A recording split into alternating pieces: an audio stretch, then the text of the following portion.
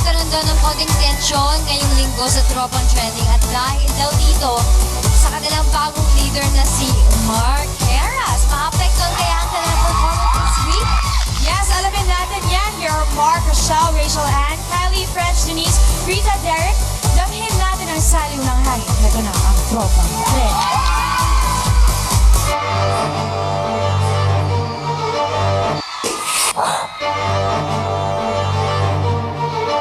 Nang magiging team leader namin si Mark Heras. Excited din ako kasi gusto kong malaman kung ano yung namang mga ideas ni Mark na sarili niya. Wala ako sa Sunday kung anong mahingi silang mga ideas or tulong, pwede akong tumulong. Isa na namang Mark ang mamumuno sa grupo. Pero unang salang pa lang ni Mark Heras sa liderato, mukhang nagkakaproblema na sa kanyang ibang miyembro. Hanap namin siya. Kasi dapat ngayon XM meeting nandito siya eh. Pero wala siya. Hindi naman kami inas, pero ina-expect lang talaga namin na nandito siya ngayon. Kailangan magtrabaho pa rin na magtrabaho na bumuo ng bagong concept. Pero bukas naman yata. Babawi daw si leader sa team. Wala siya. May sakit daw siya. Yung sprain daw niya. Wala. Sulitan daw siya. Let's move on. Kailangan natin ito buuin kasi wala tayong magagawa. Kailangan may mabuo ngayong araw ngayon para umandar tayo ng isang linggo. Si Mark. Wala lang. Si Mark? Si Mark. Kailangan ng kwento ko yan. Nabalitaan ko kasi single siya ngayon. Friend niya. Ang balita, breaks it. Siguro, yun ang it doesn't count kasi lahat kaming teammates na naging face na and hindi naman siya problema. No offense. Lahat kami may pinagdadaan. Let's be professional.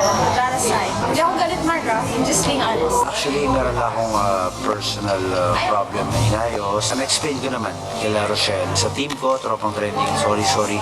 Alam ko ako yung leader nyo ngayon. Dapat mas maasahan nyo ako. Pero sinalo nyo ako sa oras na pangangailangan ko. Don't worry, babawi po ako.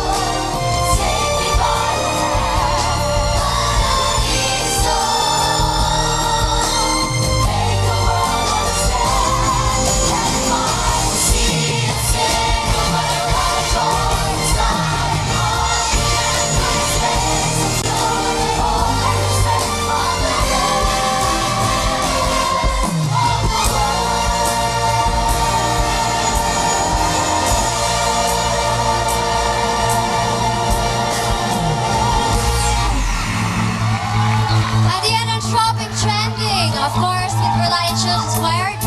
And of course, Betong, judges, ano po ba ang masasabi ninyo sa performance nila? Sir Jano and Joey?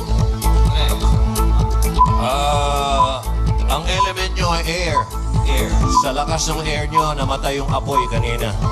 Okay, actually, naguluhan ako doon sa una eh. Ang gulo. Ito, ang linis-linis. Ayan ang kailangan natin. Malinis na hangin.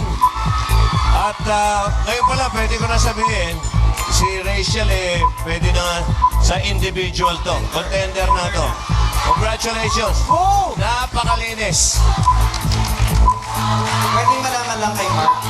Mark, ano yung bakit hindi ka nakasipot? Sa first time mo pa naman maging leader. Na-explain ko kay Rochelle, meron lang po ako inayos, problema, personal. Next week po, ako na po bahala. May concept na ako, mamaya tapos na po lahat. Next week, maghanda po sila lahat. Anyway, kahit hindi mo sila nabantayan, sa akin din, di hamak. Mas maganda ito kaysa dun sa lahat. Maraming salamat po. Betong, ayos. Sinirius mo, hindi ka nagpatawa.